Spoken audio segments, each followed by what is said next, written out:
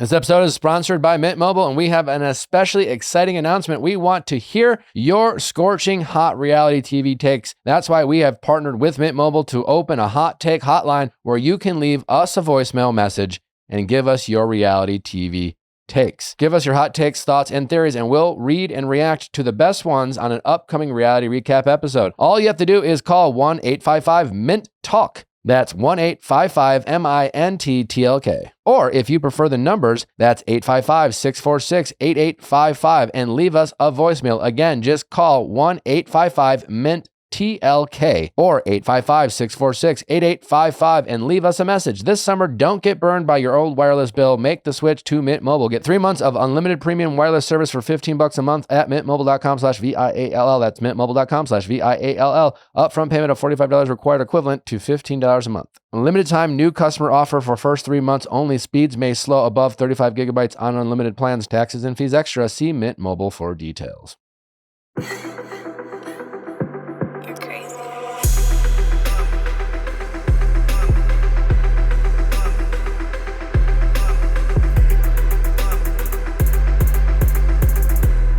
How's it going? Hey, Nick. My name's Sadie. I'm 35, and my husband and I's best friend is a deadbeat dad, and we're not sure where to go from here. Is he, I mean, not that it really matters. Are you friends with him through like your husband? Is it like a mutual college friend that you're both friends with? Yes, I met him through my husband. Him and I have since become very close. Mm-hmm. We, over the years, through all of his relationship experiences, I'm kind of his go-to for advice. Like, he just called me this morning. We talked for an hour about his current relationship.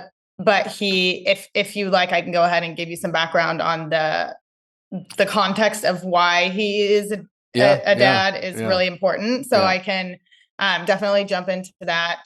So essentially, our friend was in a very toxic relationship, and he finally broke up with her. It dragged on for an unnecessary amount of time. Then she ended up showing back up at his house a couple days later. They ended up sleeping together, and she got pregnant. Come to find out, she actually had planned it, as much as you can plan that, as like a last-ditch effort to save their relationship. Obviously, that didn't go over well with him, and he became very, very highly triggered by her to the point where he can't have any civil interactions with her and is completely uninvolved in the child's life as of now. My husband and I are parents. We have little kids ourselves. So we've been trying really hard to steer him towards being involved and to make progress in that regard, because we know how important it is. Mm-hmm. And she's not a particularly stable person, and he historically has been. So we knew how important it was for the child to have that stability in their life. And not many of our other friends have kids, and his family's not pushing him to be involved at all.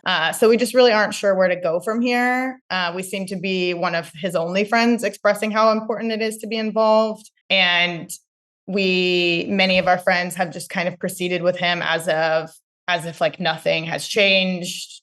The child doesn't exist, and we're the only ones like pushing him towards it. So it's kind of a balance of, do we continue the relationship as is and just try to make small steps with him, or do we, cut off the relationship? We just aren't sure how to proceed, because we seem to be the only ones that are pushing him in that direction, and the only ones that are giving him guidance to become involved with the child. It's a tough situation that you just described. While you were saying it, I'm trying to imagine like what I would do if I were in your situation, or how I would feel about a friend who is in your friend's situation. And like you, as a relatively new parent and a new dad, I am more judgmental and critical of other parents. I think, online everyone is, but like not in the way that like, listen, I think just being there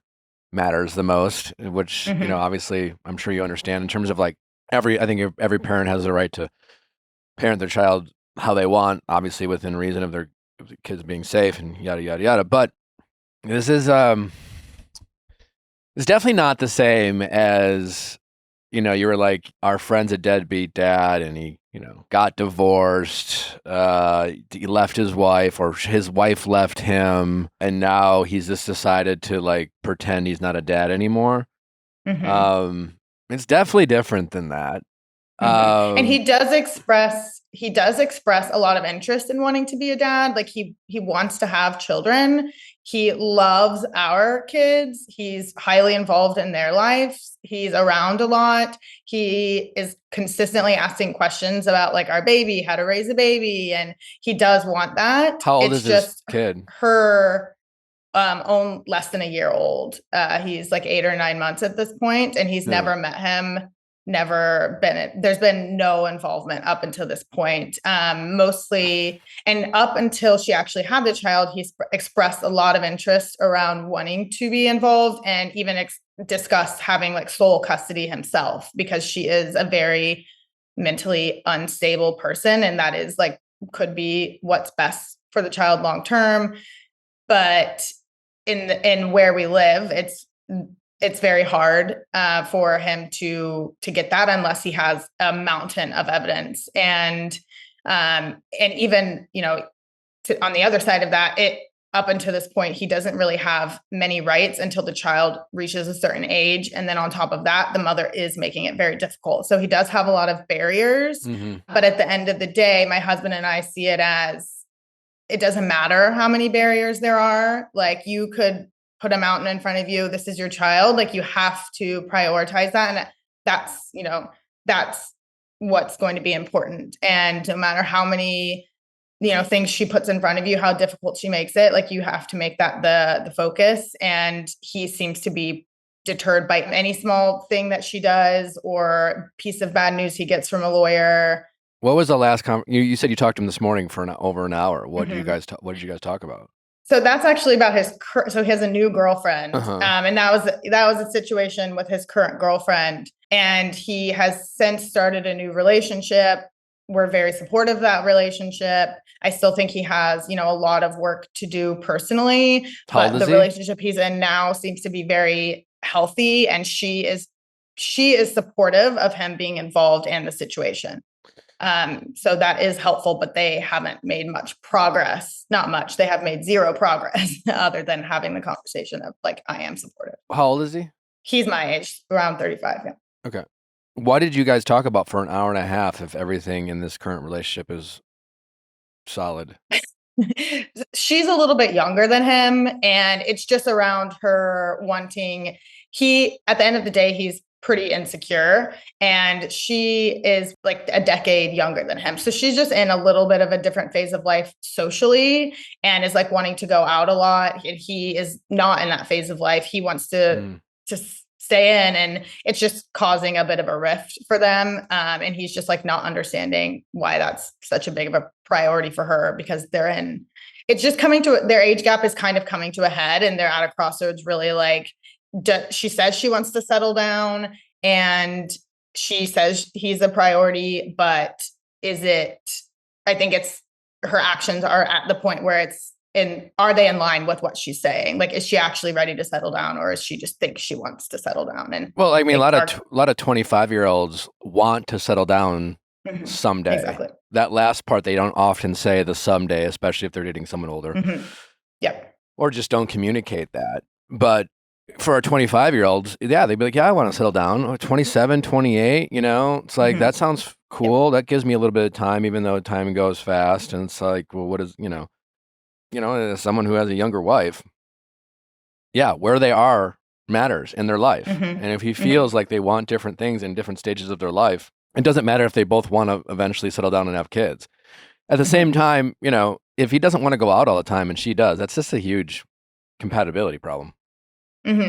Yes, we had that conversation. Anyway, not why you called. What's his financial situation? Just out of curiosity. He's extremely stable. He does very, very well. He owns his home, makes great money, is very capable, and the mom of the child is not in that current situation. So, I'm assuming he's spoken with lawyers to understand his situation and rights and things like that. Yes. He did. So he was of the mentality that he was going to be involved as much as he possibly could before the child was born. And then he had a conversation with a lawyer that was pretty disheartening to him. And essentially, he can't have much custody or any custody until the child reaches a certain age. It favors the mother until they're 1 or 2 years old. So he essentially was of the mindset of, well, I can't do anything until the child reaches this age and I'm at her mercy. Like at the most he could have scheduled visitation, and he is like so beyond triggered by her that he has kind of just let that go because he can't see past. He's not a parent, so he doesn't, I have the experience to know, like, well, you just have to get past that because the relationship with the child is so amazing that any roadblock that's put in your way, you just need to get over. But he obviously hasn't had that experience. He doesn't see that like end goal, and he's very blocked by his relationship with her and how unhealthy it is and how triggered they are by each other. So he just hasn't had any involvement up until this point because he can't get past that, and she continues to put barriers in the way. And at the beginning, I think she used it as a last ditch effort to save their relationship, but now that she is a mom, I mean, I'm speaking for her, and what I interpret based on their limited interactions is that now she sees it as she doesn't want him involved at all, because now she just wants the child to herself because he's like a stranger to her at this point. So she's making it very difficult for him to have involvement, but at the same time, he's not really trying. So you're saying that based on the state that you're in or wherever you're located, that like the parenting laws are such that because they're not married and they have a kid together, like that he has to go to court to get her to agree to scheduled visits because, like, I don't know what. Yes. The Yes, they her have to.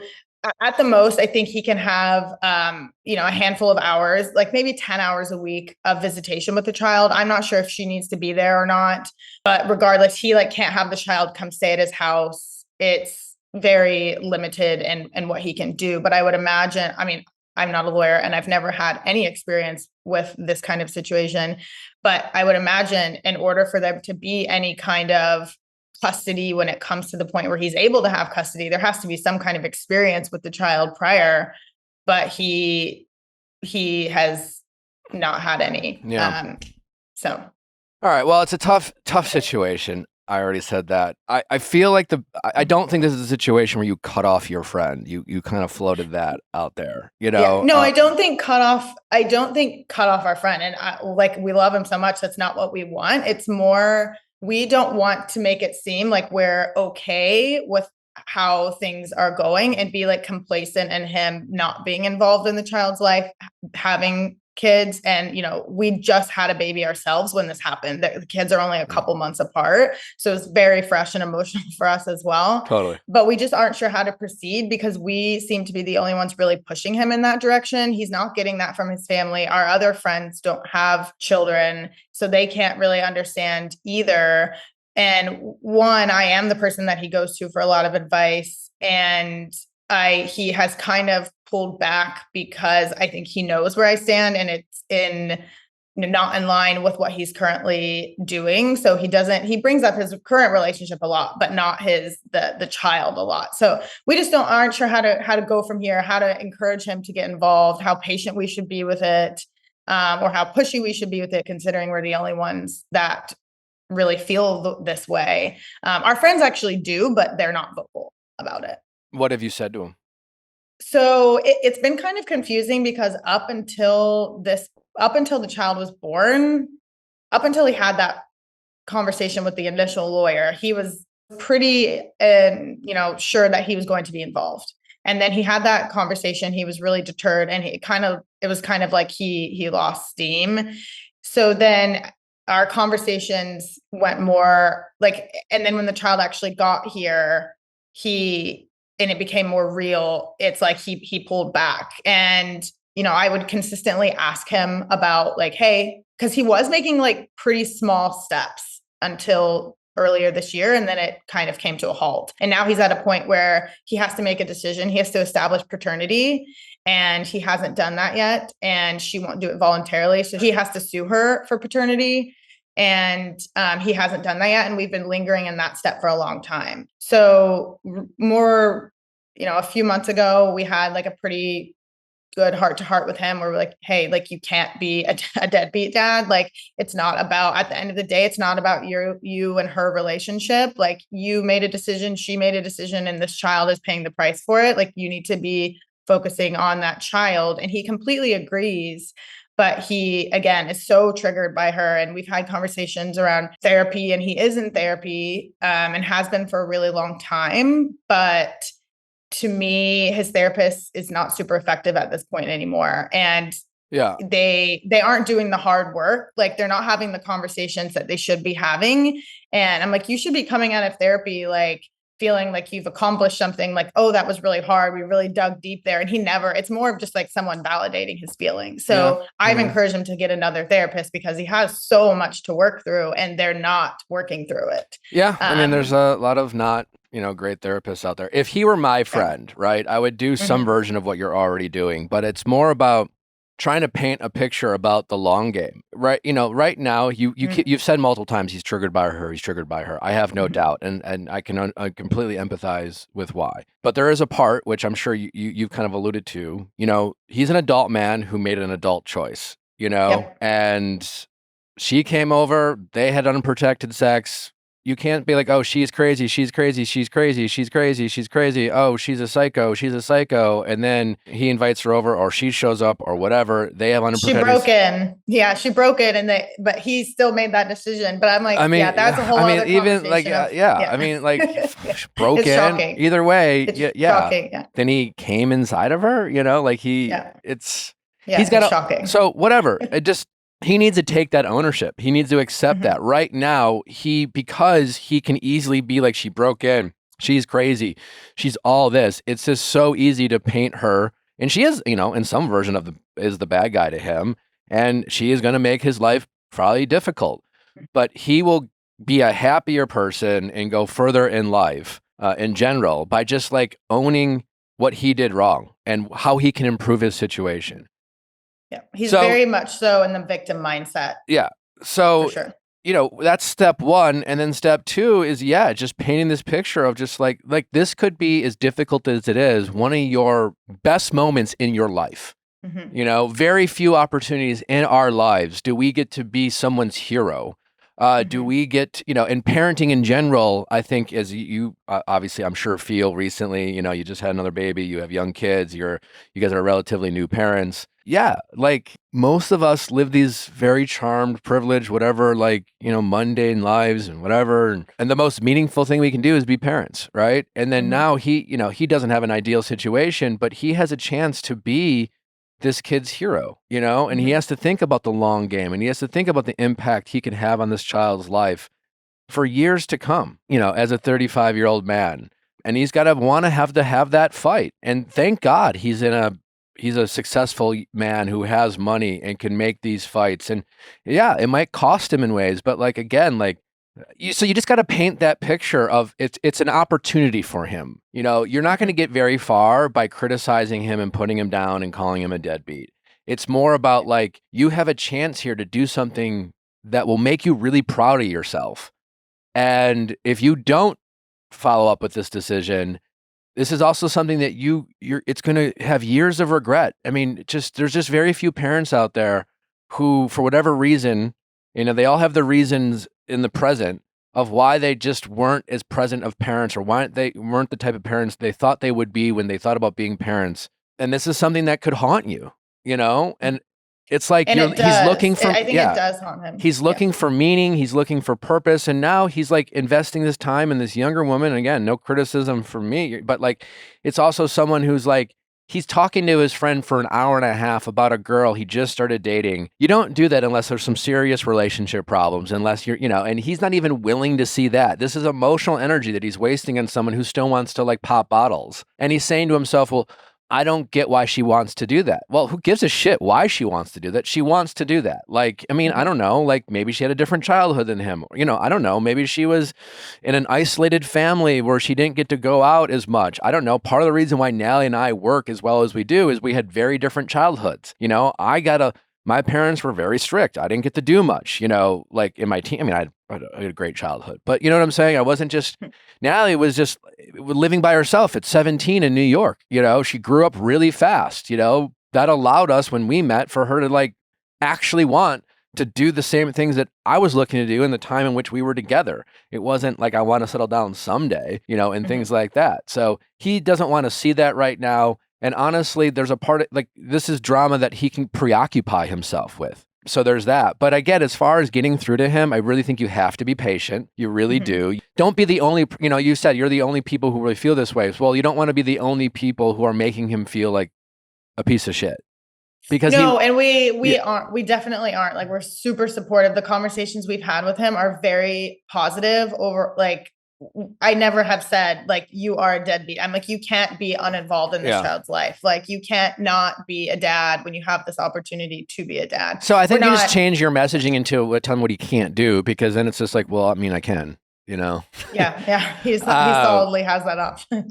You don't want to be this. Like I want you to think about 10 years from now, and like, this is going to weigh on you. And yes, this is a shitty situation, but like, you just have to own the role you played. And now like this can be the best thing that ever happened to you. It really can, because like you have a child and it's going to be difficult. But if this woman is as crazy as he thinks, and like this kid needs someone, and he has to see it that way. But you're going to have to be patient with him, and it's a tough situation he's in. And he's going to need people like you to believe in him that he can be a good father, because he's not getting that from anyone else. And he does.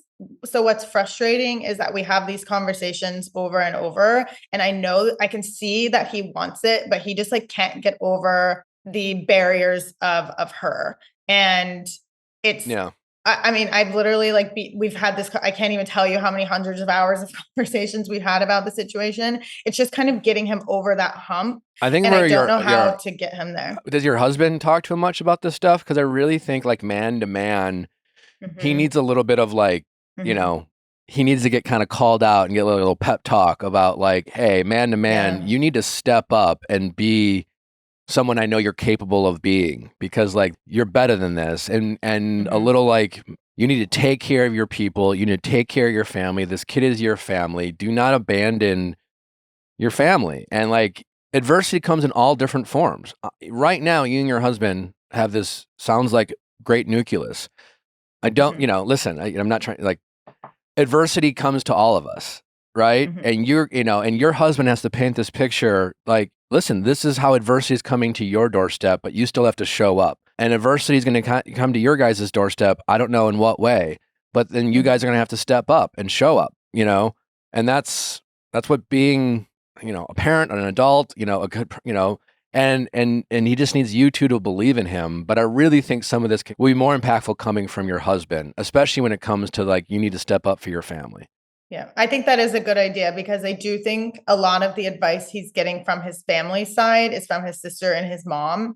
And I'm like the third person that he goes to, mostly his sister and I, which up until the child was born, we were very much on the same page. And then I don't know what happened, but she kind of split and went the other direction, which is surprising. It's not, listen, it's one of those things where like, yeah, I mean, I'm sure people listening might be able to say, it's a messy situation. There's so many nightmare stories when it comes to custody battles. And if this, yeah, I think so. They're just operating out of fear. You know what I'm saying? She's is an unpredictable person who has an immense amount of control and power in this situation. And that's scary when unpredictable people have power and control.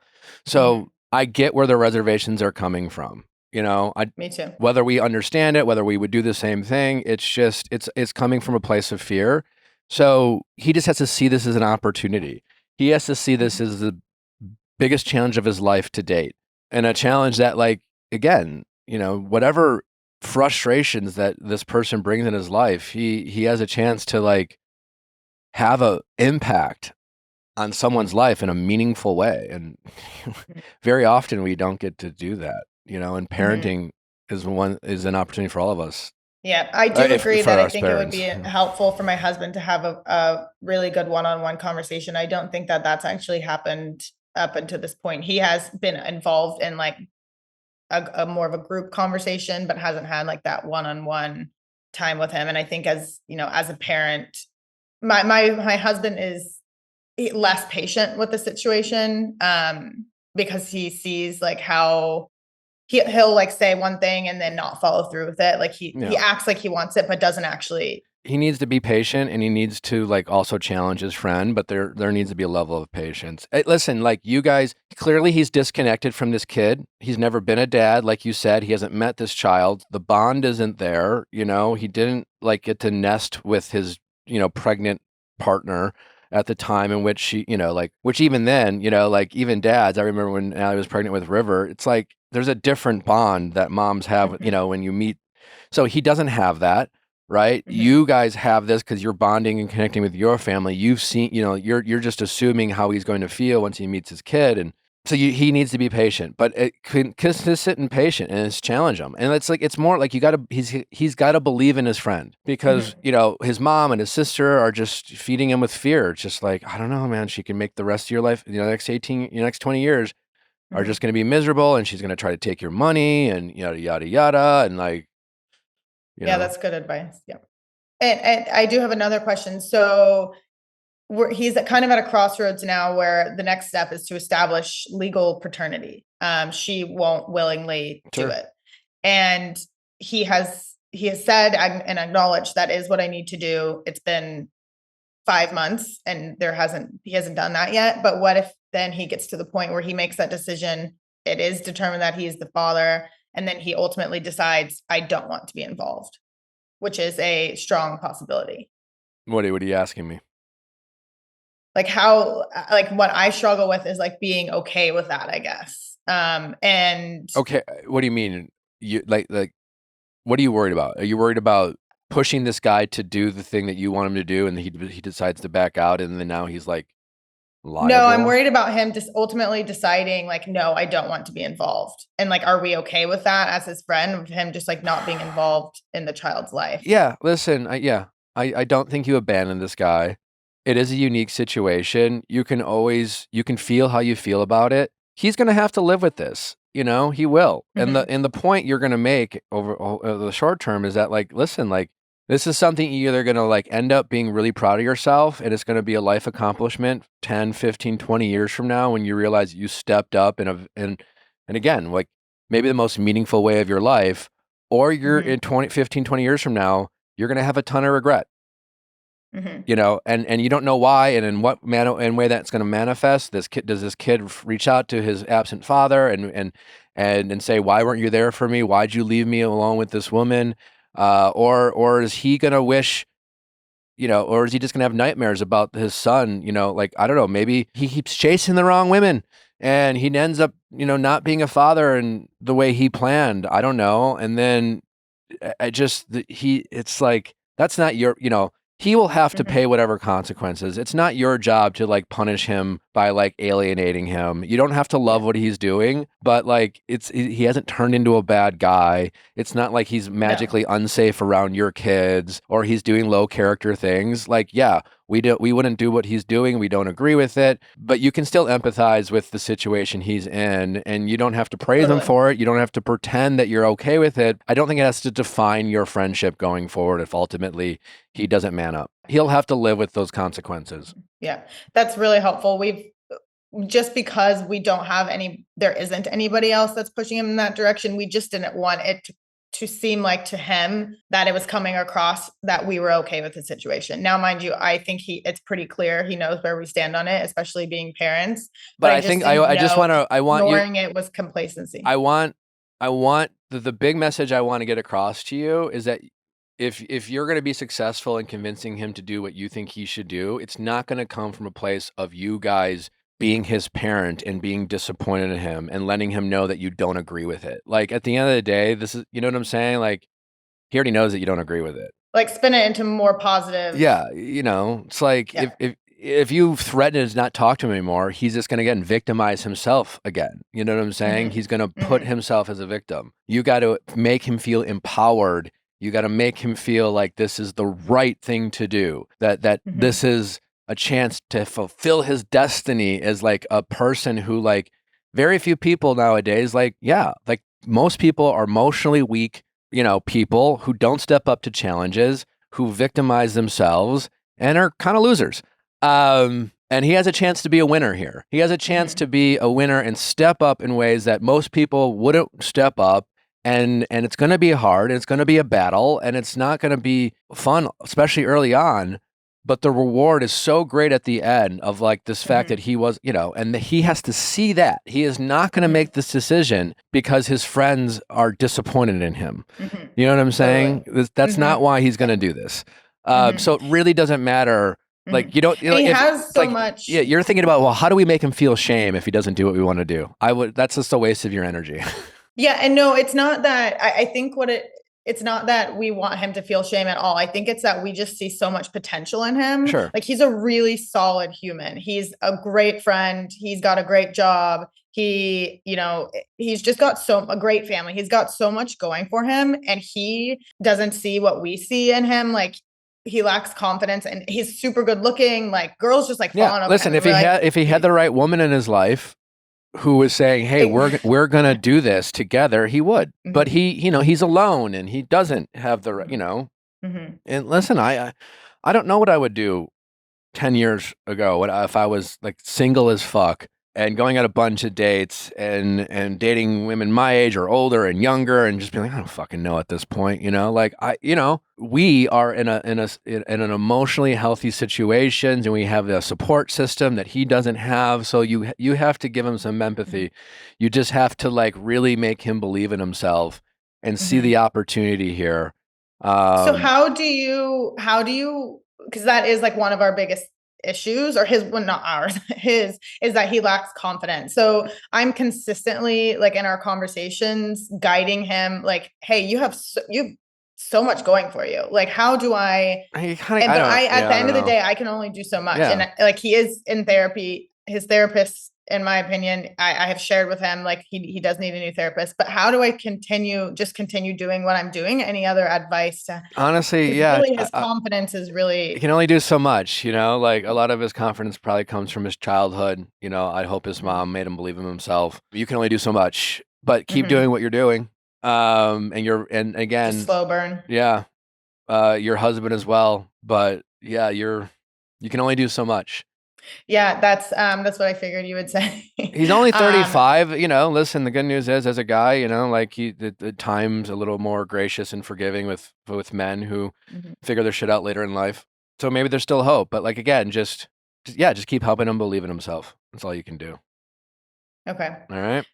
All right. Thanks, Nick. I appreciate it. That is really helpful. I'll have my husband talk to him. I think that, could be a great next step. And just overall, I think I don't think it's like vocally that we are negative about it, but I think we could, when we do have conversations, just like spin it as more of an opportunity. So he starts to change his mindset around it being less of a burden and like an issue. He's got to think forward 10, 15, 20 years about how he thinks he's going to think about himself then, depending on what he does today. And does he really think he's going to regret stepping up, no matter all the what is sure to be a bunch of shitty moments and challenges and adversity dealing with this person. But at the end of it, he has someone who he helped raise and was a meaningful presence in this person's life and really helped save them. Or is he going to be the person who, 15, 20 years ago chickened out and played the victim and didn't own up to the fact that like he was a consenting adult in a pivotal moment of his life. And instead of stepping up, he took the easy way out, and as a result doesn't have a relationship with someone he's the father of. And I can definitely tell it weighs on him. Like, it's a heavy thing. I absolutely know in 10 years he'll have regret. Like, it's something he thinks about regularly. It's just a matter of getting him over. Don't tell him what he's, just keep just paint the picture, positive. Yeah. Okay. Yep. All right. I'll take care. Thanks, Nick. All right. Bye.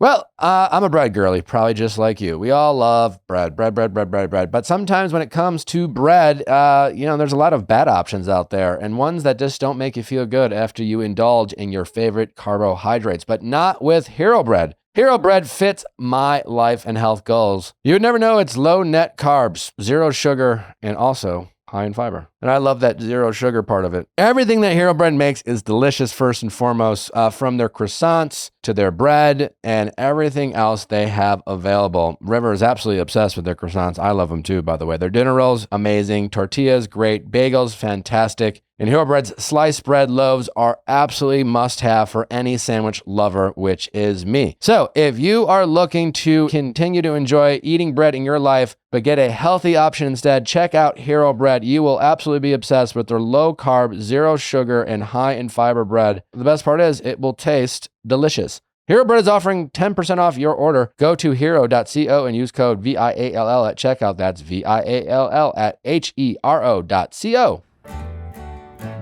Well, I don't know about you, but when I want a tasty beverage that feels good, tastes great, I don't need the burps either. And that's why I'm absolutely obsessed with Happy Thursday. Happy Thursday is a bubble-free, non-carbonated spiked refresher that's 4.4 ABV with vibrant fruit flavors. Great fruit flavors. I would absolutely, definitely call them vibrant. They're all delicious. They're a hit at every party, mostly because of the non-carbonation. Who wants to feel like a full burpy belly? No one likes that. You're just much healthier when you just have a tasty beverage that lifts your mood wherever you are. It's great on Thursdays. It's even better every day of the week. Why wait for Fridays when you can have a Happy Thursday right now? Like I said, they have a great selection of delicious flavors. Their strawberry, pineapple, star fruit, black cherry, and mango passion fruit are all great. My personal favorite is black cherry, but they really are all delicious. It's lighthearted fun with crisp and refreshing flavors. It will be the hit at the party. So the next time you are going to an event, bring yourself some Happy Thursdays, and everyone will be happier because of it. So if you're feeling thirsty, have a Happy Thursday. Weekend vibes all summer long. To find out more and find a Happy Thursday near you, visit drinkhappythursday.com/VIALL. That's drinkhappythursday.com/VIALL. Celebrate responsibly, non-carbonated, naturally flavored with other natural flavors. 21 plus contains alcohol. 2025 Molson Coors Beverage Company, Milwaukee, Wisconsin beer.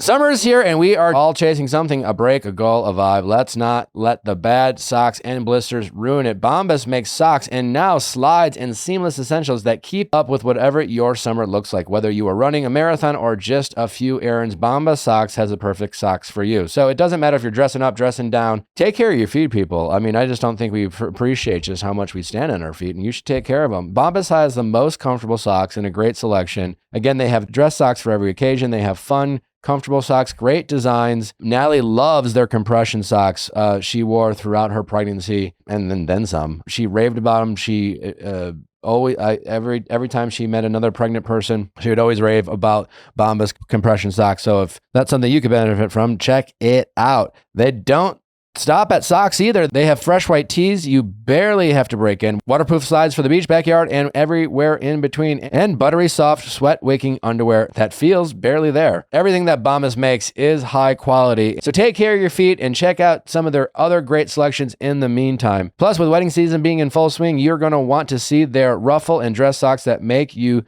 the best dressed guest there. Head over to bombas.com/VIALL and use code VIALL for 20% off your first purchase. That's BOMBAS.com/VIALL, code VIALL at checkout.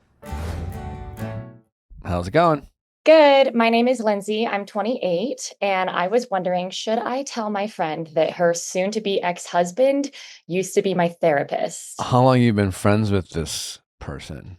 So I've known her, let's call her Sarah. I've known Sarah about 3 years. We work, we're both fitness instructors at the same studio. So we've known each other in passing if our classes are at the same time, but I haven't been friends with her until very recently. Just a few weeks ago, we started watching Bachelor in Paradise together every week. And that's really the first time that I've ever hung out with her outside of work, but I've followed her on Instagram the whole time I've known her. So I knew that she got married in 2023, and that's actually how I knew that her husband was a therapist. She posted about it, that he was beginning his practice, and if you want a new therapist, here's the link. And I was like, you know what? I could use a new therapist. So wait, so she indirectly referred you to her husband? Yes. And so that's what makes it extra weird, is not only did her husband at the time, not only was he my therapist, but I knew going into it that he was her husband, which always felt a little bit weird. And you didn't tell her because why? You just didn't want anyone to know you were in therapy, or it was partly that, yeah. I didn't want to really talk about it. It was, a really, really tough time for me for so many reasons. And so I didn't really want to just be like, oh yeah, therapy. But also because I didn't know her very well. We weren't very close. So Right. I thought it would be a little bit odd. Okay. And he's no longer your therapist? He sucked or what?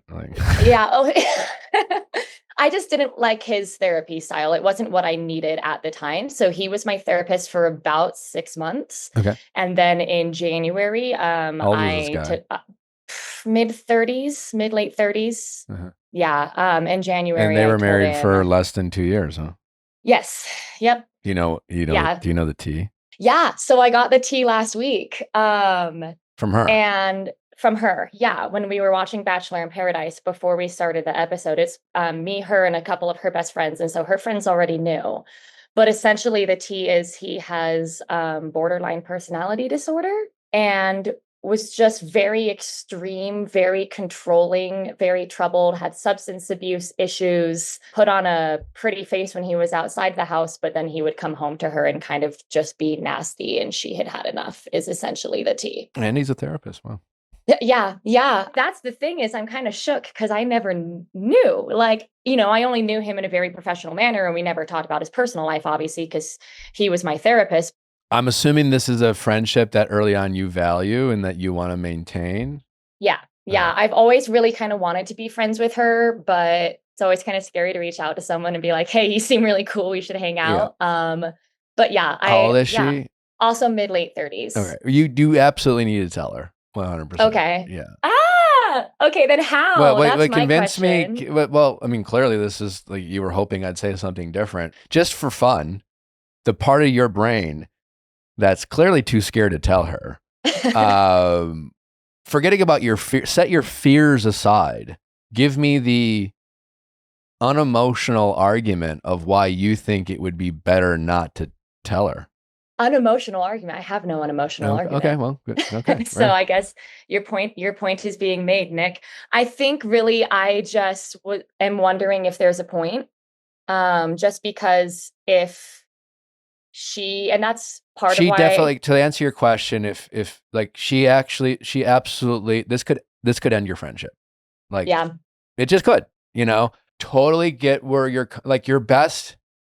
You just have to be honest and hope that she receives it at a time and a place where she can get past the emotional trigger and what is going to initially feel like a kind of a violation, right? I'm completely disconnected from the story. And when, it took you about 3 minutes for you to like paint the picture of the story. And then like the first minute I was like, it seems kind of fucked up. Like, how could she not tell her? And then it's kind of like, okay, I don't know, like therapy, there's a level of okay, I get it. She just didn't want, she had shit going on. She didn't really know this girl. And like, there's some awkwardness, but like put it this way, like you should have told her before she confided in you about the tea, right? Because every instant that this woman opens up to you and trusts you with something that she's not necessarily trusting with other people, and you have something that you are not sharing with her that she would like to, something that personally involves her, like her divorce has nothing to do with you. It feels like a violation. And that is just going to, when we meet people in adult life, ultimately, whether it's a romantic relationship or a friendship, and I'm especially as a woman, you can appreciate this as much as anyone, like your first thought is this person safe for me to be around? Yeah. And to really make that decision, you need to have all the information, and she doesn't have all the information. Well, yeah, now it's a little snake in the grassy. It's just like you're feeding her, she's feeding you information, you're holding her information back. So what should I do then? Because and I would think, so she gave me the tea, it was last week, so it wasn't that long ago. We were with her friends and they were talking about one of his friends was coming to get his stuff from her garage. And so it came up. And just like enough like little things were dropped here and there that I was like, I'm a nosy bitch, and I was trying not to let it get the best of me, but enough was being dropped that it got the best of me. And I was like, okay. So I asked her, like when we were there with her friends, if she like felt comfortable talking about it. And I'm like, you don't have to, but like, what happened? Like, I'm really curious. And so she like opened up to me like with her friends there who already knew. And like, I guess, are you saying maybe that would have been a good moment or before then? I've never really been with this woman one-on-one. It's always been either at the studio or around her friends. Listen, you should have told her.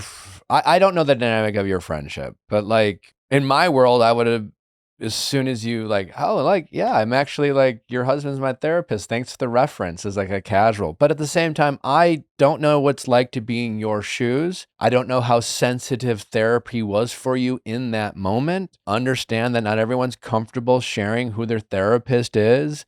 You know, it's like, my therapist's name is Darlene, you know, like whatever. I was my therapist, I was referred to by a friend whose now wife has the same therapist.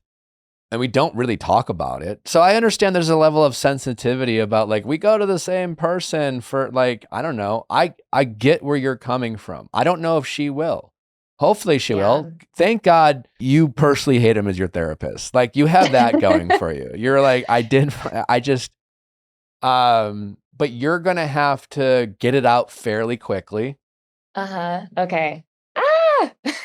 You know, and you're going to have to acknowledge that, like, I need to tell you something. I had my reasons. I handled it poorly, but like, I really value this, your friendship, and especially in adulthood. And here's why. But I wanted to tell you, this is not an excuse. I didn't know how to tell you. I should have told you beforehand.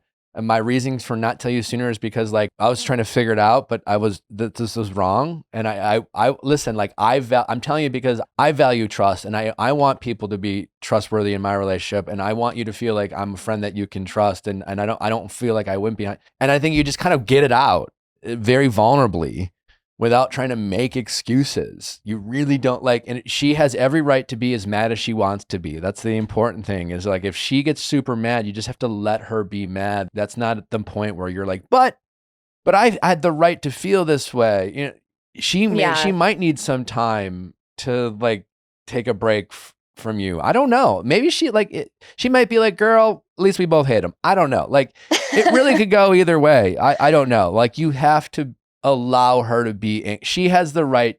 She's going through a divorce. That's obviously very vulnerable. It sounds like her ex, you know, if he is a therapist and a little toxic, I'm sure on some ways he's fucked with her emotions. Take full responsibility, you know, and just, I don't know, you're going to have to let it play out. But you have to tell her. You have to tell her. Yeah. And the sooner I do it, the better. Yeah. I think my only redeeming grace here that might make it okay is last week, her opening up about like why she's getting divorced is really the first time that we like kind of crossed that line into like a vulnerable friendship.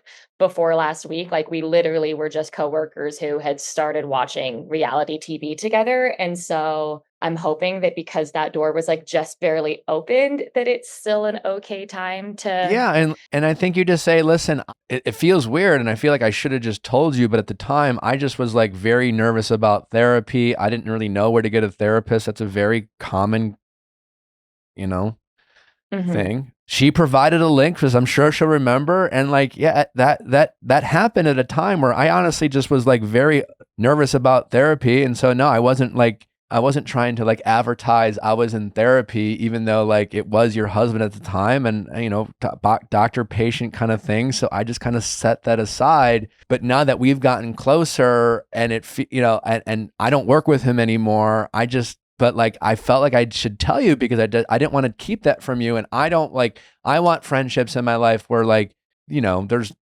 a level of trust. And I'm really sorry if I violated that trust. I don't think I handled it as best as I could, but this is me trying to do that. And I think, so you say something like that. Like what you don't want to do is be like, well, this is why I said this, and this is why I was justified for saying this, and this is why I'm not wrong.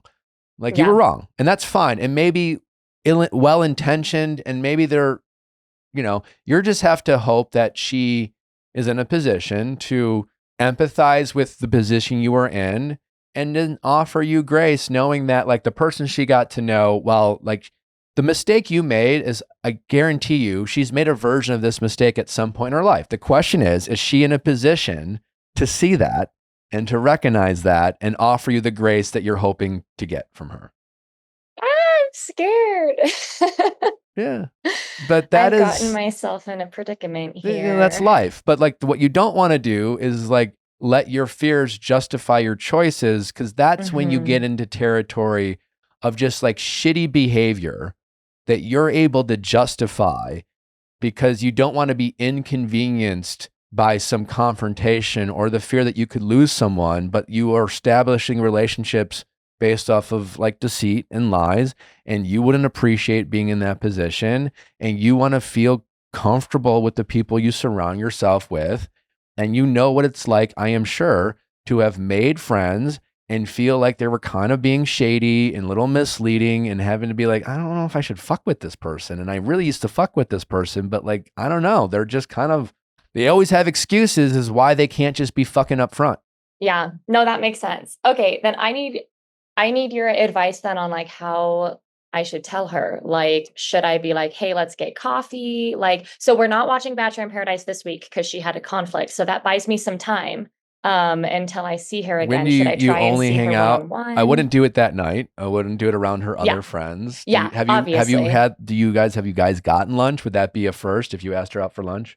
It would be a first. And again, I'm not making excuses for myself, but that's part of the reason I haven't told her. I've never been alone with this woman, really. It's always been either at work around clients or with her friends. And so this would be a first. But I don't think it would be weird if I asked her to get coffee. I don't think she'd be like, whoa, like coming on too strong. No, ask her, be like, hey, there's something I wanted to...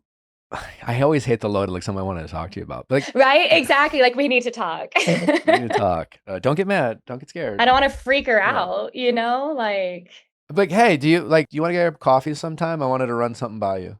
Yeah. Yeah. And I could just ask her like, hey, since we're not watching Bachelor in Paradise this week, like, can we just hang out and do something else instead so I can still see you? I would maybe just say to run something by you. It's going to catch her off guard, but it won't freak her out, because running something by you sounds like you're going to her for advice. Yeah. Okay. If you say so. I don't know. I don't know if that's the best way. I'd be like, well, what are you running by me? Like, I want to know right now. I don't know how. Yeah, I don't know how nosy she is about that stuff. Yeah. Yeah. I just say, you try to get together with her. Or call her, FaceTime her. I don't know. Have you called her ever? Have you FaceTime? No, that's the thing. Like this friendship is brand new, but I don't want to ruin it like right from the jump. And it sounds like maybe I am if I don't change something quickly. You listen, you don't know this girl. It's like a new relationship. You just have to come clean. Listen, she also just like, this is also, think of it in dating terms too, right? Understand that this is an exciting person you got to meet. You had some good chemistry early on. There's some good compatibility. You have a mutual interest in Bachelor in Paradise. This friend has a lot of potential, just like a potential romantic partner does, right? And right now you're seeing it through rose-colored glasses. You're a little vulnerable about some baggage you're bringing into this relationship. It's like, will they accept me because of this baggage I had really nothing to do with them, but like definitely could affect their opinion of me, et cetera, et cetera. But how people handle disappointment, how they handle adversity says a lot about like their ability to like be a part of your life and in a relationship with you of some kind in the future. And so that while, you kind of fucked up and maybe didn't handle it in the past, like this is not a malicious thing. This is definitely, there's a little bit of like, what a coincidence, what a oh my God, like it just kind of happened this way. I definitely wasn't expecting to be this woman's friend. Turns out listen, ex-wives and mistresses have become best friends. You know what I'm saying? So like you guys, there's a chance that this really is just a small bump in the road. I don't know this person, but if this girl is just completely unwilling to see your point of view at all, then, maybe it's just also not the friendship that you thought it would be, because any friendship and relationship, it requires empathy and grace and understanding and vulnerability and things like that. And if she hears you out, it does make a lot of sense. There's going to be a little bit of like, I would just say, listen, when you were telling, I felt wrong hearing you open up about your ex. I only know him in a professional capacity, but I also didn't want to bring it up because I didn't want to bombard you with the truth around your friends. And I just didn't know how you would feel about it. That's not an excuse. That just was my reasoning. And I just don't know you well enough to know how I should have delivered that information.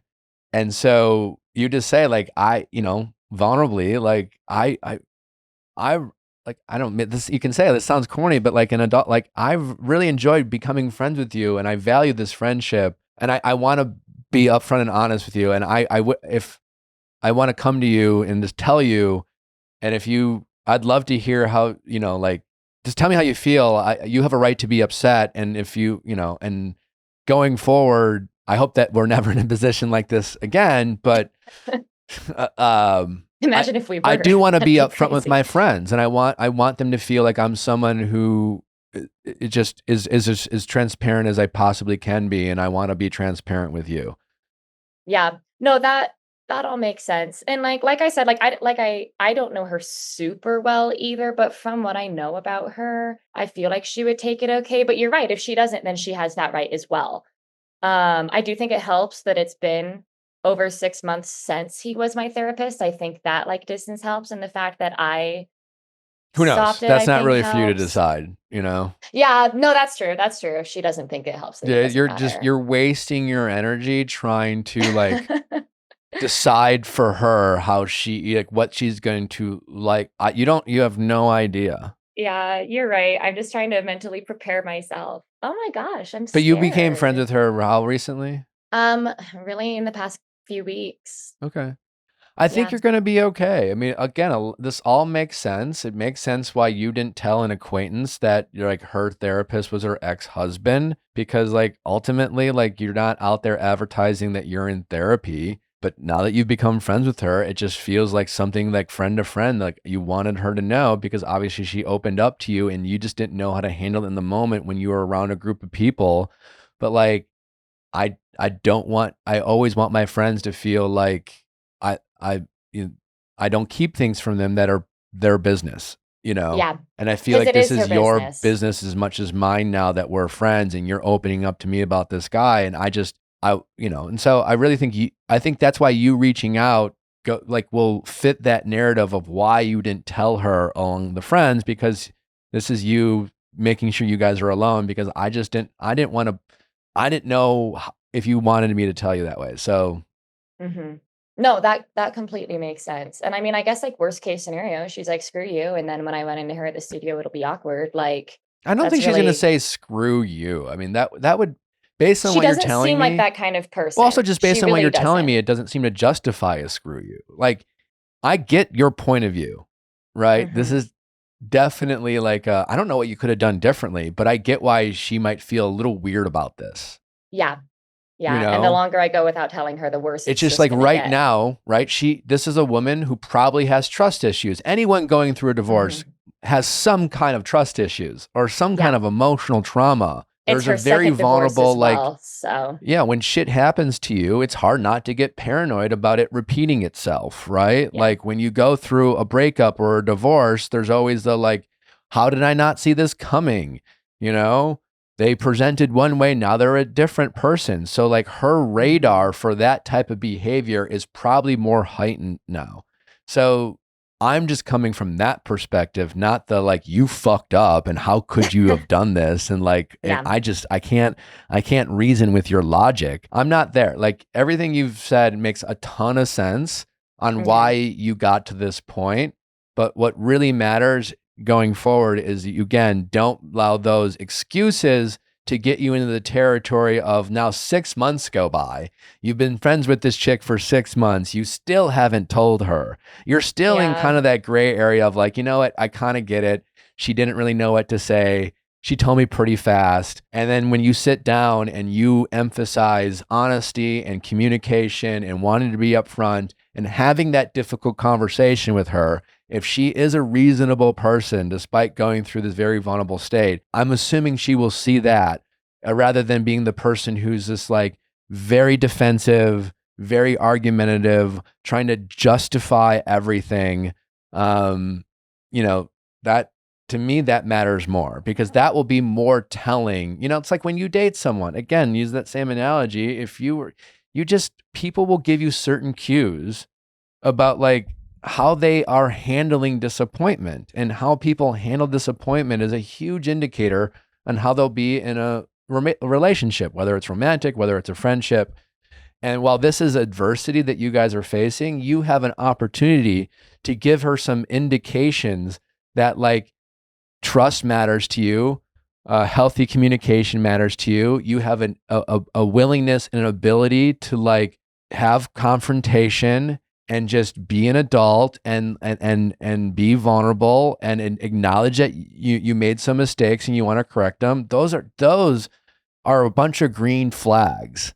And you have to be willing to show those green flags, knowing that like you don't know this person well enough to predict how they're going to handle this information. And you are afraid that she won't handle it well. And you are afraid that you're going to lose this very short, brief, but like very nice relationship you've been able to cultivate. Mm-hmm. Yeah. No, that all makes sense. That makes sense. I'm scared. Okay. So I I'm suppose dying to then, know how this conversation goes. yeah, me too. Okay, so next step then would be to reach out to her and just ask her either to FaceTime or get coffee or something, because I want to run something by her. And then hopefully Well, she'll say yes. I would say, hey, are you free for coffee whenever? And maybe don't even run something by. Maybe she's like, yeah, great. If she's like, oh, I'm kind of busy, blah, blah, blah. Like, let's get together. Yeah, I'm not free until next, Monday night or whenever it airs. I don't know. We always watch it on Tuesdays, a day late on Hulu. So anyway, if she's not available till next Tuesday, then I would say, well, there's something I just wanted to run by you. Do you have time for like a quick call or a FaceTime? Okay. Yeah. Kind of hold off on that sense of urgency or something unless she says. And even then you're creating yeah. urgency that you run something by her. So you're not being like, hey, there's something I want to, just something I want to run by you. Yeah. Cause that's what I was wondering. If I just asked her like, hey, do you want to get coffee or something? And just like left it at that, would that be any level of like deceitful or anything, asking her to get coffee when I know that the reason is I want to speak with her about this, but she doesn't? No, because this is a conversation that's better to have in person. Yeah. Okay. I mean, again, there's no really, he was your therapist. You didn't have, you know what I'm saying? It's not, you didn't have a secret relationship. This is a professional relationship that like includes a level of privacy and vulnerability. Like, I don't know if her ex-husband was an oncologist and maybe he was your doctor because you had a cancer scare of some kind, and maybe you just didn't want the world to know that, like you would have the right to like keep that a secret, like, I don't think you should lean on that or harp on that, but I just say, like, listen, this has all happened when like I needed therapy. I wasn't and maybe, I don't know if you're comfortable talking about why you needed therapy now with her, that you can you can offer that as like almost like, she shared something with you. Now you're going to share something with her that's vulnerable and you hope that she accepts whatever. But it has happened at a time where you're just like, I just didn't like think of going up to this random girl who was more of an acquaintance being like, just, your husband, you could have, but I just didn't know. I don't know. I was very private about my therapy at the time. It didn't work out. He's not my therapist anymore. Happy to like, whatever you want to know about that, I'll tell you. But like, and then we became friends and I just kind of froze and I didn't really know what to say, but I really like you as a friend, and I don't want anyone, let alone my friends, to feel like I keep things from them. And so I didn't tell you last week because we were around Betty, Sue, and Diane, and I just wasn't sure how you would receive this or if they cared, and I didn't want to assume. So I hope this comes across as the most mature way of handling this, because that's what I'm trying to do. But and if whatever questions you have, and if I don't know if I don't even know how you're going to feel about it, but like, I want you to know that like, I just wanted to tell you, and however you want to feel about it, is how, you have the right to, I get it. Yeah. Yeah. Just being so open and vulnerable. Yeah. That's your best approach. If I honestly think it'll be fine. I really do. Okay. Yeah. Yeah. She's a very like level-headed person. And so I do, yeah. And like she might like just love that you fired him. So like there's that. Like she probably we can will. bond over that. Truly. I mean, it just, you know, she just that her first question will be like, if you don't get it out in time for her to ask, her first question will be like, is he still your therapist? Yeah. That's gonna be her first thought. Lead with that. He used to be my therapist. I fired him a long time ago. That I would honestly lead with. That's how I would deliver it. Your husband used to be my therapist. I fired him a long time ago when we weren't friends, and I just didn't like. I was very private about my therapy and just very like honestly like insecure about just getting therapy in general. I don't know if that, and so I didn't really want to tell anyone. And then we became friends, and I feel like you should know that. And I hope that how I'm delivering this doesn't come across as misleading. And I didn't tell you when we were with the girls last time because I just didn't know if that would be bombarding you. And I didn't know you well enough to know how you want this information. How do you want you to receive this information? So this is my best attempt at trying to do it the right way. Yeah. Best attempt. Yeah, for sure. Oh my goodness. Okay. I'm stressing. It's going to be, thank you. It'll be okay. This is really helpful. Yeah. Cause I was like, I needed someone. That's why I wrote it. Cause I was like, I need someone who doesn't know anyone involved. To kind of just, who have you run this by, and have they given you anything different? Literally, I've only run it by 2 of my friends. One of them, she was like, I think you should tell her, but I just don't have any idea how you could possibly approach that conversation. And then the other one was like, if she's never gonna find out, then maybe it doesn't matter. So I kind of got conflicting opinions. Yeah. I think there's way more to be gained for the long term by telling her. Yeah. And if because I'm never going to be able to stop thinking about it. It's always going to be in the back of my mind, and I'm not a very good liar. And so I feel like when I have something to hide, I act a little bit weird. And I think if I held it in for too long, she would kind of start to pick up on that. Well, then it's just, it's not really I mean, again, I don't know why you're choosing your friendships in adult life, but it's just like, it's a tainted relationship that to begin with, that's more based off of your mutual interest in a TV show rather than I found someone in my adult life that I can build a meaningful relationship with that can maybe grow into like, I don't know, someone I go to for emotional support, someone who's really in my very small, trusted inner circle of friends. I mean, this person might not get there to begin with, but if you're looking for those type of people in your life, that's how you have to start these relationships. And if you're looking for like acquaintances that like are fun to hang out with in seasons of your life, then you take a different approach. But like, I think too many people treat what they call friendships as basically like, you know, temporary, they're like friendship situationships, you know, it's like. Yeah. And I've had those, but I mean, she's really a wonderful woman. And like I said, we've been, I guess, professional acquaintances for a few years, and I've always really looked up to her. And so now that I have a chance to actually be her friend, I don't want to screw that up. Yeah, she really does seem like an amazing person. She'll probably respect how you handled it. It's not difficult to do. Yeah. And knowing that, it sounds like it's not past saving. And my guess is if you asked, 10 people, my guess is the advice you'd get would probably be fairly split down the middle. Your reasoning makes sense. Yeah. I mean, and I'm just more like, I think anyone who would give you the advice not to tell her are the type of people who don't think about what it takes to make long-lasting friendships, or they're not that interested in having them. And they're just used to, it's not a two-way relationship. It's just more of a, And I think if she's the type of friend that you hope and want her to be, she'll be the type of person who will appreciate your honesty. Yeah, no, I think you're right. And that all makes sense. And hearing it all laid out like that, it feels pretty clear. Yeah, I definitely need to tell her, and I need to tell her sooner rather than later. And these other women that were a part of the group, are you friends with them too? Or are they more? No, so they're her friends. I've just met them through her. Okay. Well, that's a little bit of an excuse you have too, which is also really why you didn't tell them, is like, I wanted to tell you, I didn't want to tell them about my therapy. And yeah, because I don't know these girls really at all. I met them 2 weeks ago.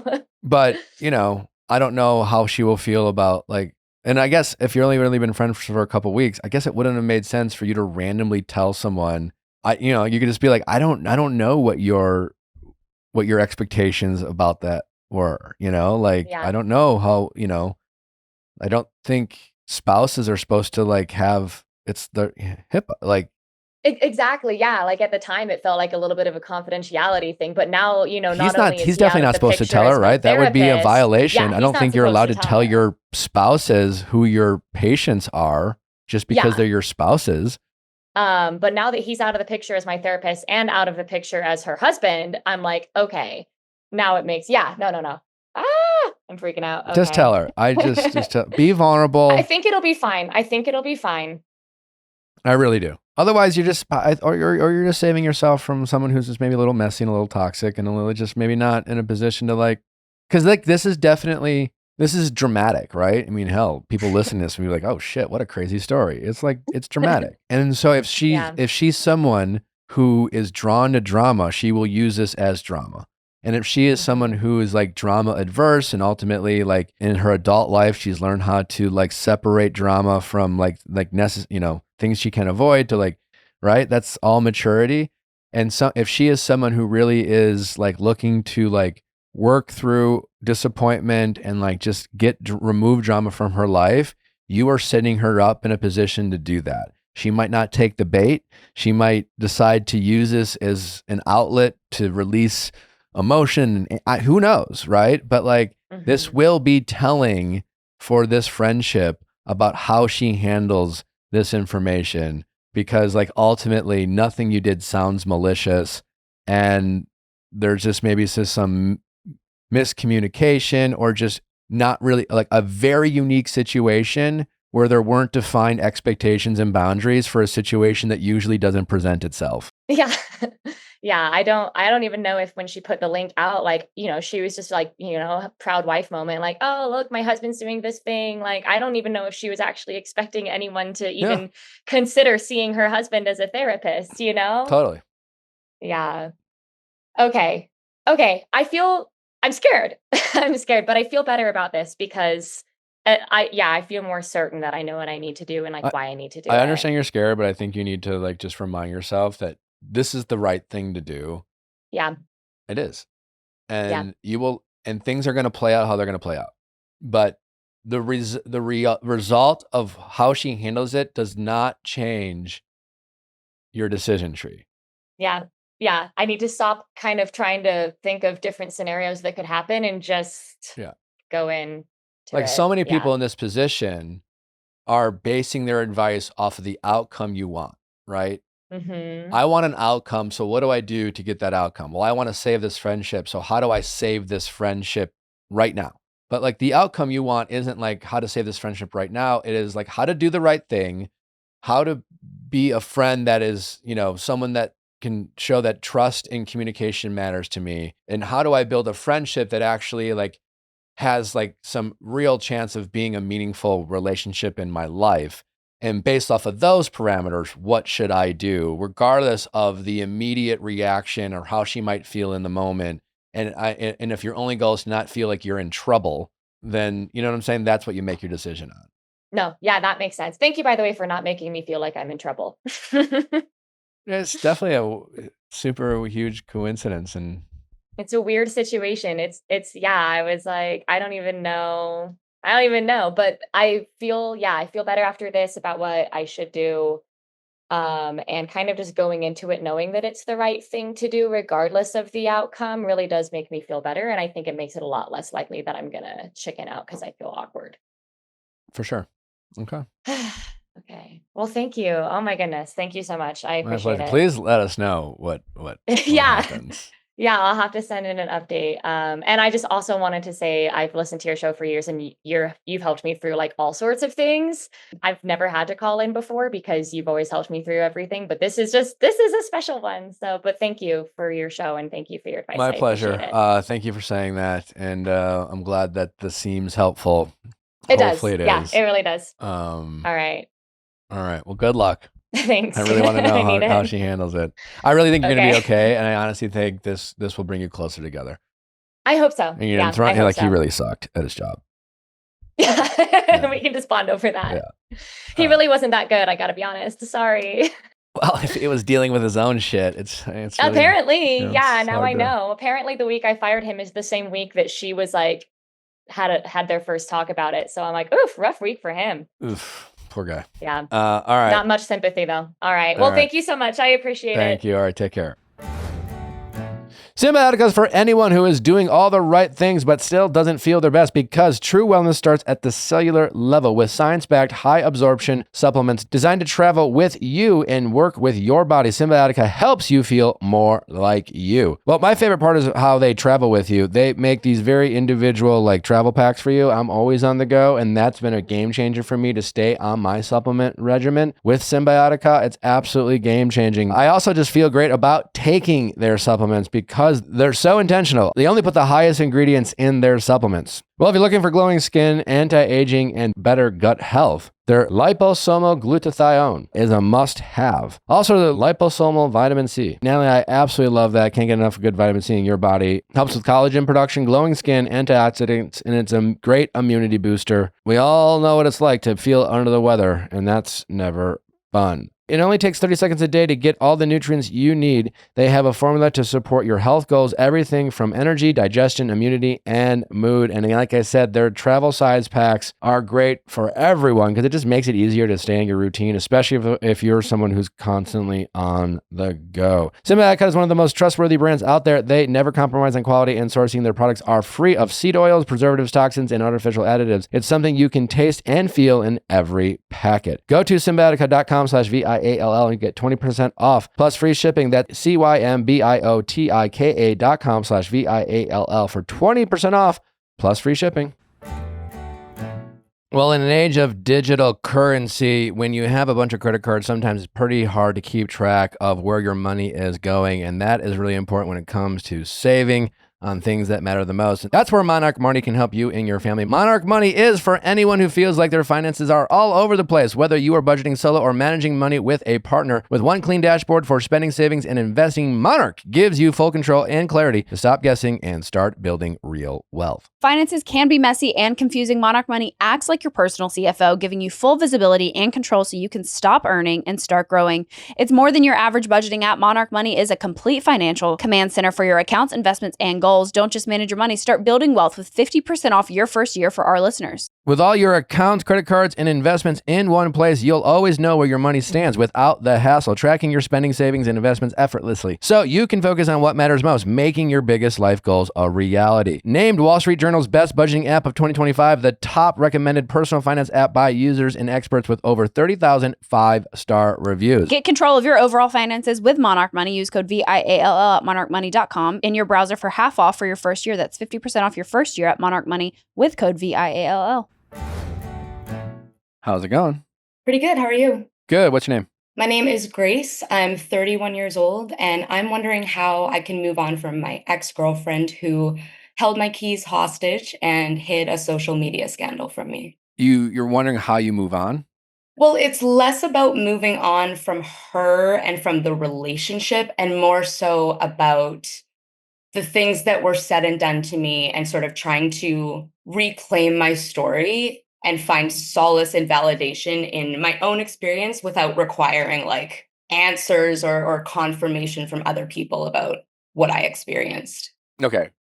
I kind of get what you're saying, I think, but without maybe speaking in kind of more, I don't know, philosophical ways. Like, how are you feeling right now about this relationship? Like, what is it, like, what in the simplest way, like, what are you feeling that you're struggling with? And that's kind of like, all right, because that's what you're trying to do. Like this relationship, it ended, things happened, and now it's left you with this icky feeling, and you don't know how to get rid of this icky feeling. Am I articulating that back to you? Do you feel it like? I think so. I think I was doing a pretty good job of moving on, so to speak, until I got some information about my ex. And I think, I'm struggling to like find myself again after all of this. What's the information? The whole social media thing. So one of my family members essentially told me that my ex was involved in this big social media blowout a few years ago with my ex's ex-partner at the time, let's call my ex Joe.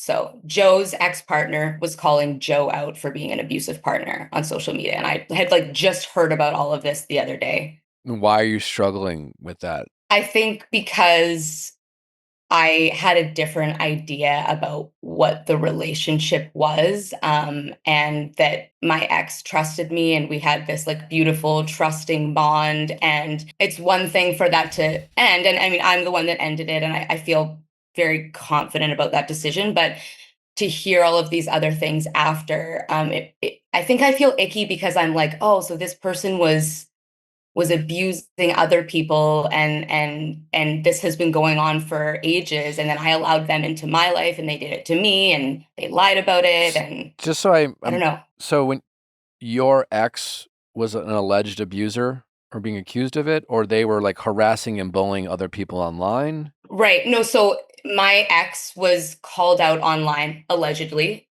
for being abusive toward their partner at the time. A couple years ago. Yeah, a few years ago. Okay.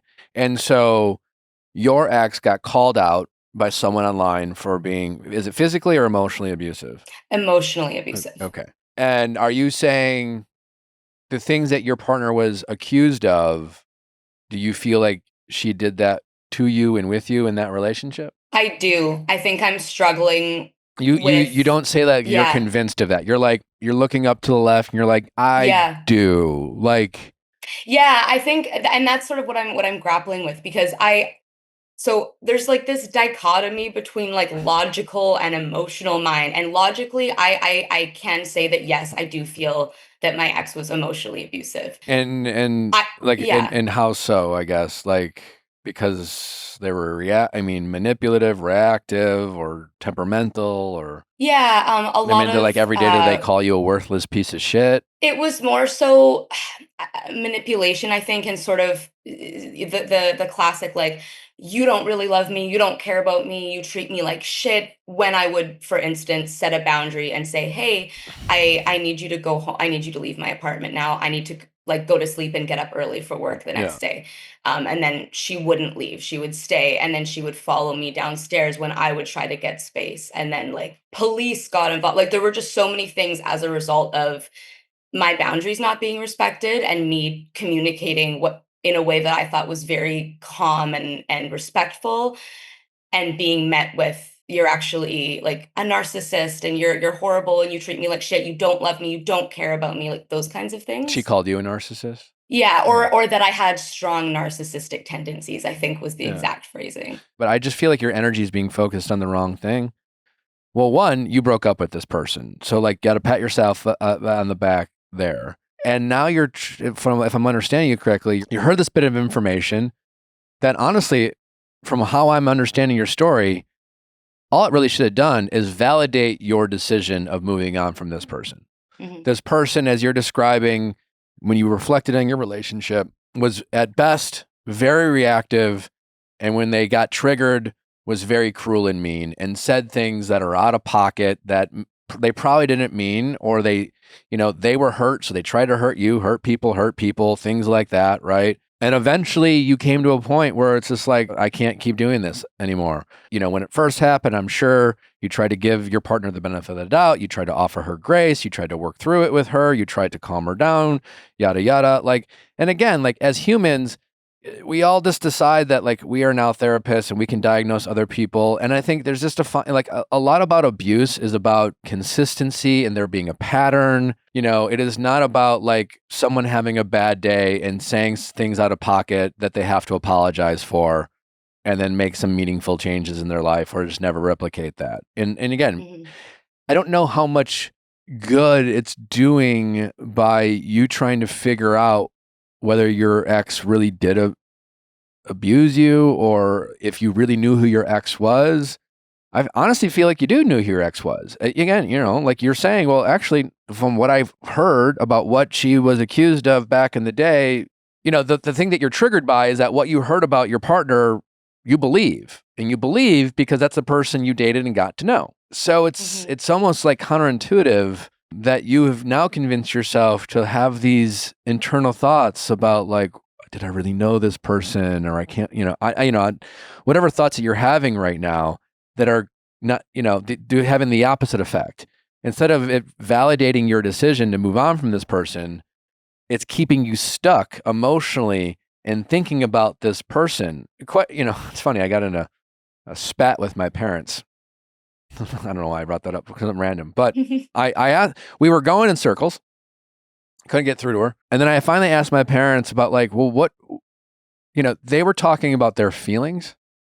And I was like, okay, fair enough. But how would you like me to respond so that I can, based on everything talked about? And they didn't know how to answer that question, which helped them saw my point of view. Because it was more me. It was because my point was like, your feelings are valid, but they are just your feelings, and it doesn't mean that you're right. I feel a certain way, you feel a certain way. We know about that, but once we get past how we feel, what do you want to do with these feelings? I don't know if that's making any sense. And I want you to ask yourself that same question. What do you want to do with these new thoughts and feelings about your partner? You're already out. You already left the relationship. So what do you think you need? What is left to resolve? Like, what are the answers that you need? Or are you just ruminating about someone that fucked you up a little bit and maybe fucked you up more than you realized in the moment, and you're having a hard time processing, the loss, and you made a difficult decision breaking up with her. But you know what I'm saying? Like, at some point, if you're going to keep thinking about a topic and you have to try to fix that. All right. It's just like, all right, well, what can I do about this? Yeah. I think I definitely have a hard time letting thoughts go. I definitely I want to analyze, I want answers, I want to think things through. And ironically enough, I love that you mentioned I'm not a therapist, you're not a therapist. I'm actually in a master's of counseling program. So I really nerd out about human behavior, and I want to understand things. And that is just sort of my penchant for my nerdy thing, the human brain. I relate, but as someone who's going to school for this, I mean, you have to, it's really important to, I think, if you listen to the show, you hear I'm sure you've heard so many people call in who are like, yeah, I'm going to therapy. I go all the time about this very topic. And I've been going for 3 years. You're not actually trying to solve the problem. You're just trying to analyze it, and in your analyzation of this problem, you're just kind of going in circles. Just, it's something to do. You've heard me talk about it's really tough breakups. There are these, there's the, hey, I don't think we should be together. Let's stop hanging out. And then there's the physical, cutting that person off, the change in your behaviors and the things that you did together, and just your routines change. But again, that emotional connection can live on in your mind and body long after a relationship ends. And I think ultimately what's happening is that you're still emotionally connected to this relationship. How long has it been since you broke up? It's been about 3 months. Okay, so it's not that long. How long did you date for? About a year. Okay. So it hasn't been that long. We're definitely getting to a point where it's all right, it's time to, but my guess is that this is just a subconscious way for you to convince yourself that it's okay to think about this person. Mm-hmm. When you shouldn't be thinking about this person, but you're not thinking about them in an affectionate, loving way. You're thinking about them in this kind of like psychological, analyzing thing, but it's not getting you anywhere. It's not accomplish anything. You don't even have a goal, right? There's no goal attached to this. What are you trying to figure out? You think they were abusive, really doesn't really matter at this point, one way or the other. You're out of the relationship. Certainly it's disappointed that you thought you had a trusting relationship with this person and they chose not to tell you this information they got called out on. But, if you're trying to empathize with your ex, I bet she doesn't think that she was abusive. In her mind, she's thinking, oh, my ex is the crazy one, right? Mm-hmm. She called you narcissistic. A lot of narcissistic people call other people narcissistic. Maybe your ex and her ex were both equally toxic, and she's a victim in her mind when it comes to her ex calling her out online, right? So that might be her version. I don't know. Of course. Yeah. So, but my point is, what is your goal And I think I'm struggling with, like, I totally agree with what you're saying about the like cyclical nature of just analyzing things to death and it not actually resolving anything. Completely agree. But I think that like I am struggling to move on and just enjoy my life, move on with my friends, another partner one day, whatever. When all of these things were like said and to me and done to me, and I struggle to even label things as emotional abuse or narcissism and all of these buzzwords. Like I have a real. So when you say you're struggling to move on about because of what was said and done to you, like what specifically? Calling me abusive, saying that her abuse was reactionary abuse to my abuse, and then I even talking about it now, I feel shame that I was even like involved in a relationship that is this damaging, and that I didn't leave sooner. But I just I feel like I'm trying to analyze things to get to the bottom of like, did I do something? Is there something that I could be, of course we all have things that we could change about ourselves, Sure. but like, is there something that I have really done here? Is there any validity to what she has said about what I have done and things that I could actually improve on beyond just like general growth? Yeah, I mean, And trying to figure that out. Like, am I crazy? Because I feel absolutely crazy, and that is what is really difficult for me. I don't know if my story so why do you is feel true. why do you feel that way? I mean, my initial reaction to what you just said is that's a very human response to have. The fact that you are even questioning and willing to look inside and reflect about the role you played suggests that, like, for one, she called you a narcissist. That's not a narcissistic thing to do.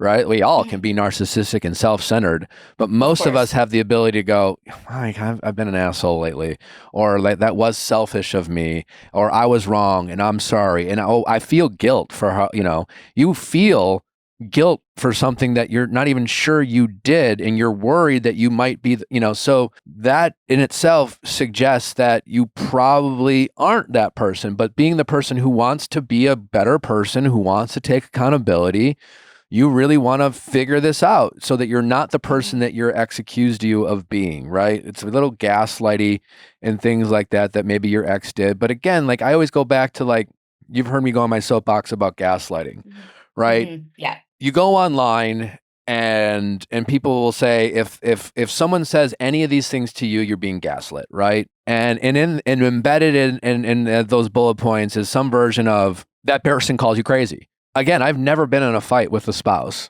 or a partner or whatever, or a friend, where we don't, at some point in the fight, think the other person's kind of crazy, right? That's why you're fighting, because you think their reality is kind of delusional, and it's certainly different than your reality, which is why two people are in conflict, right? It's gotten to when people fight, relationships fight, like they're emotionally like triggering. Like the whole point of being in a relationship, like if you can't get triggered by the person you love the most, then it's like that's the crazy thing about romantic relationships, is like they're the ones that trigger us the most, and they're the most volatile because they're the most precious to us, and when we get hurt by those people, it really hurts, which sometimes causes fights, and which sometimes causes us to say things we don't mean and have to apologize. Still, like, again, if you're struggling with these thoughts, work on this with your therapist and make sure it's going somewhere, like break it down, break down a fight that you had and get a second ear on, like, what could you have, you definitely could make improvements as a girlfriend. You know what I'm saying? You can be a better partner. We all can. You can certainly be a better partner.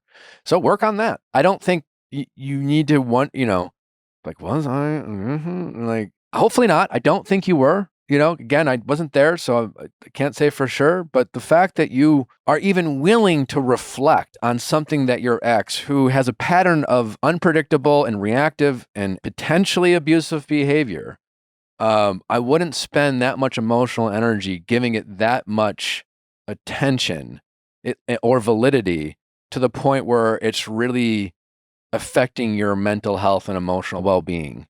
And it's giving that person, power they don't deserve.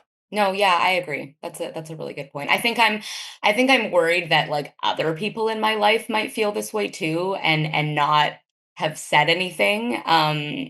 And she's just the one that actually said it. But again, like, I guess Is there someone who comes to mind when you say, I'm worried there's other people in my life who might have thought this way? If one person in your life outside of your ex felt this way, who would that be? Does anyone come to mind? Not a specific person, I guess just like friends and family. And I guess there are certain qualities about myself, like talking a lot or Yeah. being kind of loud and verbose, that I Yeah. wonder, like, do those come off as narcissistic? I really care not about like not being myself, because I think that I am comfortable in who I am, but more that like other people that I care about are going to be upset or offended based on my behavior, I mean, and that listen, they yeah. won't tell me You because, caring so much about what other people think of yeah, you is, I guess, in some ways has a narcissistic point to it. right. A lot of what you're saying seems to be ego driven, which is in Hmm. itself kind of has a narcissistic element to it,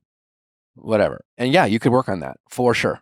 But if no one comes to mind, if you're not like, you know what, my best friend Jenny, actually, I actually wonder if I mistreated her? Have I really taken her for granted? And if you're not having an epiphany about like some crazy shit you've said to her, I mean, yeah, again, you've probably been self-centered. Or probably been, Hmm. if this isn't about, and this is not an exercise to be like, how do I know you? What are my bad habits? Yeah, I'm sure all your closest friends could be like, well, you're kind of insufferable sometimes. When you get like this, you're hard to be around. I don't know, you're really sure we all are. But most of us are people who have seasons of this. You're old enough to have probably been a really selfish prick for a half a year at some point in your life. I don't know. Where you just Yeah, like, totally. especially when we're the most lost, we're the most self-centered, when we're the most like single, like because we feel justified to, like I'm alone. All my friends have relationships. I don't have what I want yet. Those are really selfish moments of our lives when we are like still chasing our dreams, I don't think that makes you narcissistic. When you are in fight or flight mode in a fight in a relationship, sometimes we say things that are hurtful to that other person. Hopefully you apologized at times when you said things to your partner, took accountability. But yeah, this is not about your ex saying some things and then you turning into your ego wondering if people like you. That's kind of what I'm getting a little bit. Do you have any advice then, or perspective, I guess, on how to balance reflecting inward and trying to, yeah, reflect upon what somebody said about you and do better and sort of like unpack that a bit and think, like, what did I do here? Versus just unproductive overthinking? Because I Yeah, feel like ask I have a yourself hard like time defining where that line is. put a definition on it. Ask yourself the Hmm. goal, right? Like the questions I'm asking you, one, like, or what am I trying to actually figure out here? Right? You can ask yourself that question. You can get to that answer. By asking yourself that question, you get certain answers. Or what is this accomplishing? What am I feeling? What's the main feeling I have as the result of this rumination? How is it making me feel? If a lot of your answers are I don't know, then maybe it's a sign that you're ruminating for no reasons that or reasons that you can't be honest with yourself about, And again, usually that's just like ego, right? Like our egos are very tricky because again, like it's like disrespect. Not all ego feelings and thoughts I think are wrong, right? Like our egos help us have self-respect and to enforce our boundaries and stand up for ourselves. And those are important characteristics to have. Hmm. But the better we are at that, the more at risk we are of our egos taking over, and are allowing us to see ourselves more as victims in any given situation. And then when that happens, we just kind of go down these rabbit holes. But like, if you can't accomplish anything from your rumination, my guess is it's probably time to challenge yourself to like move on from it, and that you're maybe just analyzing it to stay emotionally invested in it. And if I'm an Yeah. analytical person, we just like breaking shit down. It's like puzzles in our head. You're emotionally attached to this puzzle. It's exciting in some ways. Yeah, There's a I think. challenge. Yeah, it's tricky though, because I feel like I had really detached myself from the puzzle and was doing really well emotionally, Maybe you until were, I but like got this fine. info, which is still my responsibility But that was a new completely piece for of the how I puzzle, handle. right? Like, Right. you're Yeah, and describing like, yeah. I don't know if you've seen like American Treasure, with Nicolas Yeah, Cage or yeah, yeah, whatever, and yeah. like his family were like these lifetime treasure hunters, kind of addicted to treasure hunting and Mhm. things like that. And at times they'd be more like obsessed with it or not, but like, you got a new clue. And it was like Nicolas Cage's dad being like, this is just another stupid clue. Like we've been following stupid clues our whole life, right? And he's like, no, but this is a really good clue. And you got a clue, Totally. and now you're just like, oh, now we're back on the treasure hunt, you know? Totally. So yeah, you were fine. You got triggered. You haven't dealt with this trigger in a productive way. Yeah. And you've used this trigger as a way to justify a bad habit you have, which is to overanalyze and ruminate about things.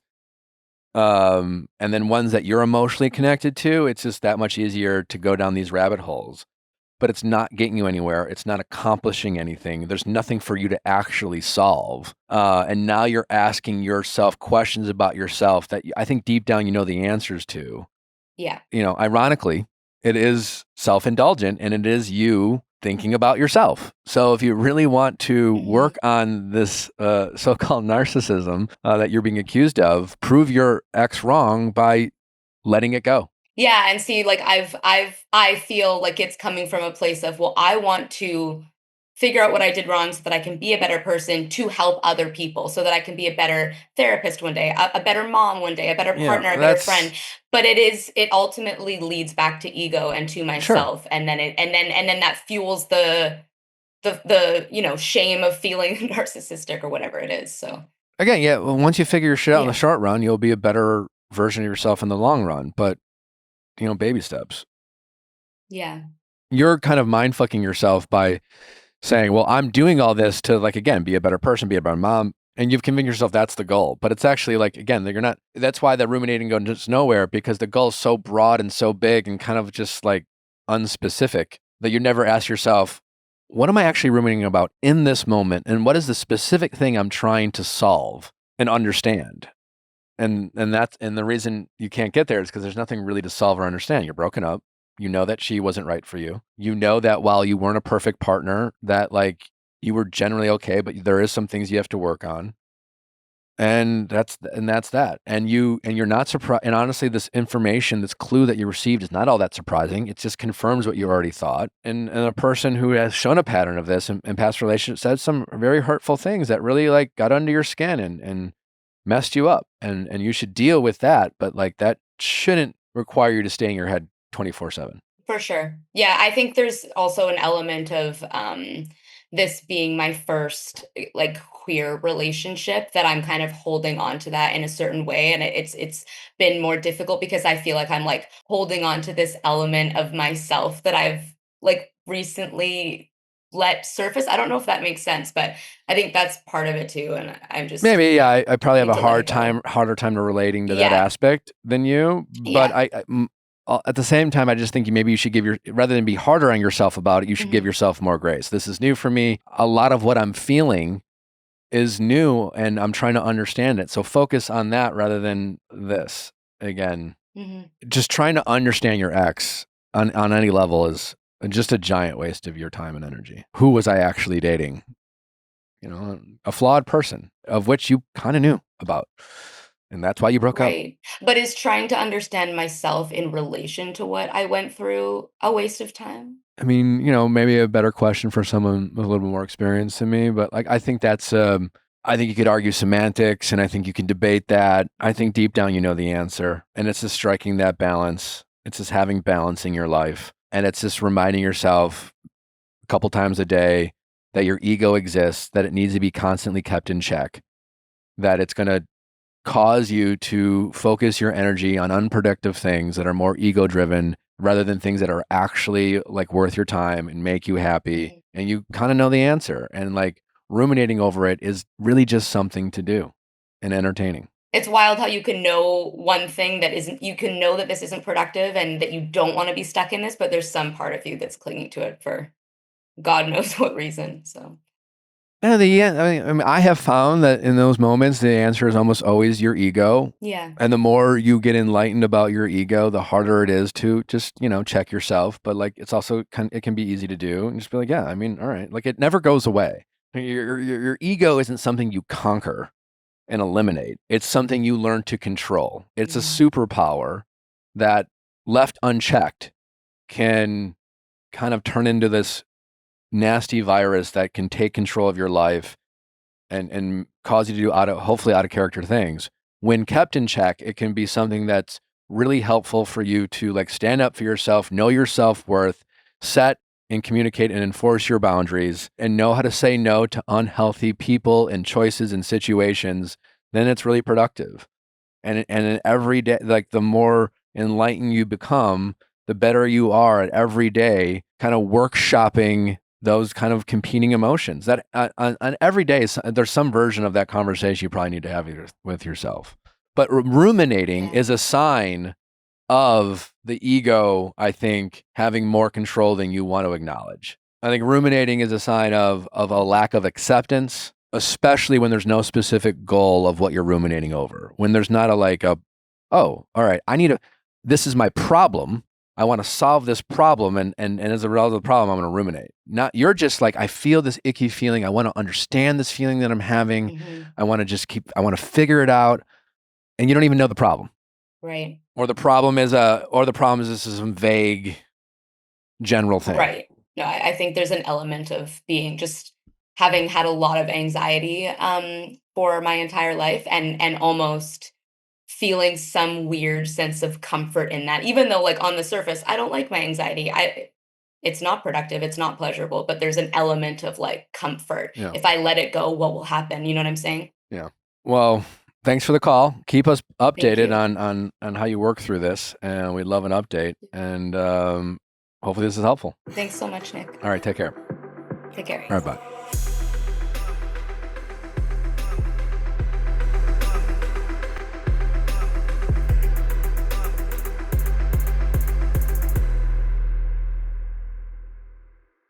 Hey guys, if you loved what you listened to, make sure you hit that subscribe button below. Thanks for listening. We'll see you next time.